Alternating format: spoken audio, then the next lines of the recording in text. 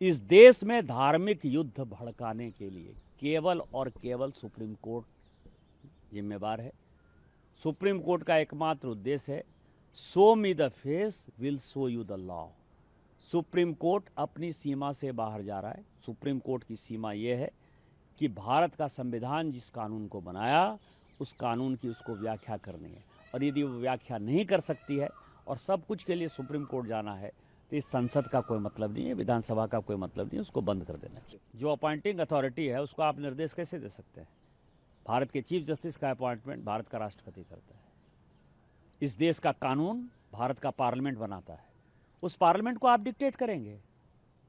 5 जज बेंच की, जो मैं आपको बताऊं कि नज़ीर की एक जजमेंट है, 1942 की प्रिवी काउंसिल की जजमेंट है, उसमें यह कहा गया कि जहां कानून नहीं लिखा हुआ है उसके बारे में यदि प्रिवी काउंसिल या सुप्रीम कोर्ट कोई जजमेंट देती है तो बात समझ में आती है।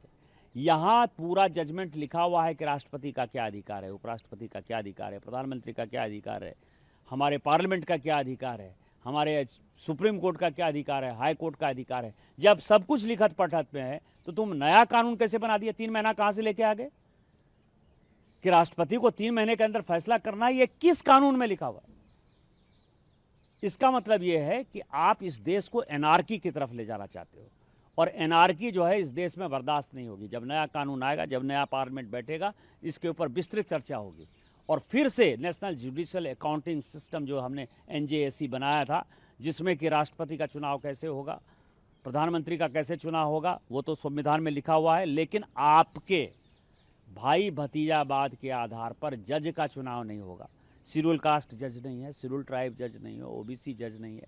मैक्सिमम 78-80% जो है, 78-80% जो है केवल और केवल जो है सवर्ण जाति के जो है जज बैठे हुए हैं, और आप अपना कानून चलाओगे। ये कानून नहीं चलेगा। कि एक